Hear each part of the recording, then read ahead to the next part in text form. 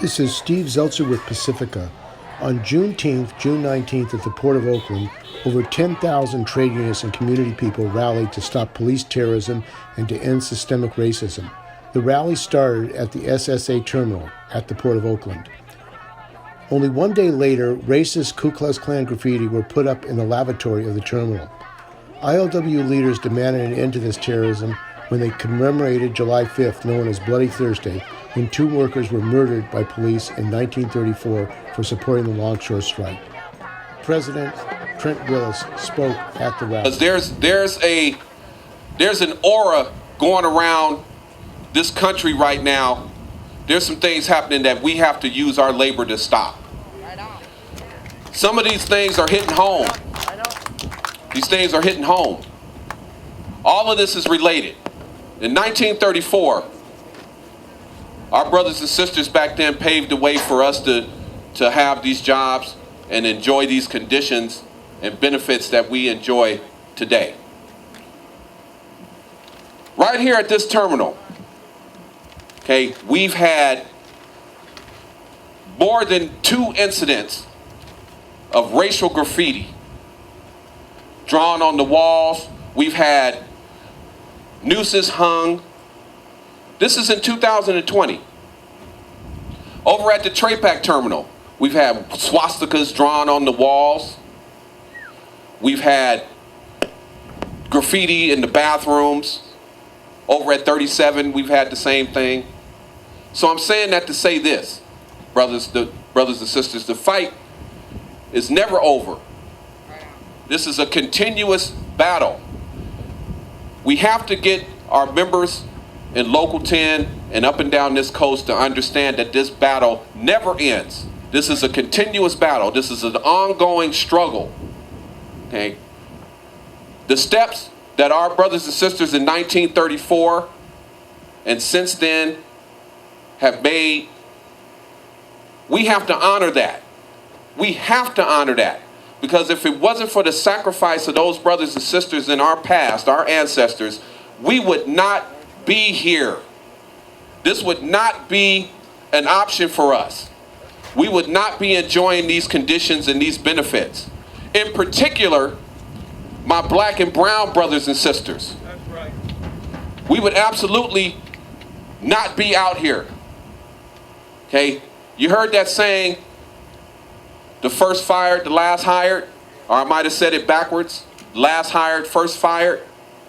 That still pertains today. When you're a member of the ILWU, you're fortunate enough to have a platform, a very powerful platform.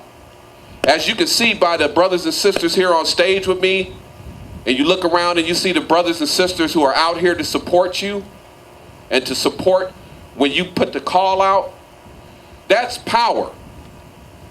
On June 19th, when we were out here protesting and we had our caravan and march to Oscar Grant Plaza, that was power. That's absolute power. We have to start realizing and recognizing who we are. We need to definitely preserve and secure not only our union, but we need to continue to fight for the social justice and rights of working people all over the world. That's right, Trent. This is what made us great. I'm so proud to be a member of the International Longshore and Warehouse Union. I'm even prouder to be the president of the ILWU Local 10, especially Local 10, which is the beginning and the end. Realize who you are. Okay? So my brothers and sisters out here, for the future, moving forward, we have to each one teach one. We have to stay focused. We have to make sure that when it's time to put it down on these employers, because they are not our friends. If it was up to these employers, thank you. If it was up to these employers, we would be getting called the N-word on the job by the bosses.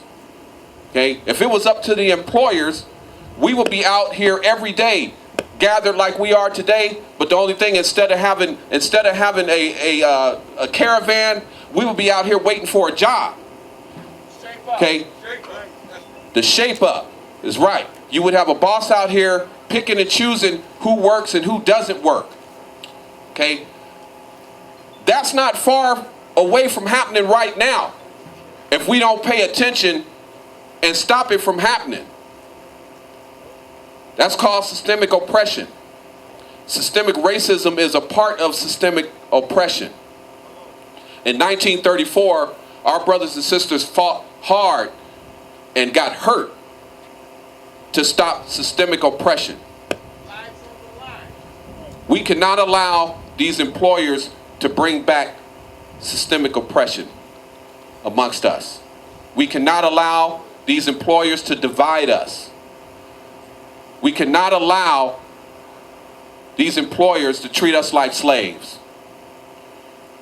And while we're not allowing them to treat us like slaves, we have to not allow employers all across this world to treat any workers like slaves.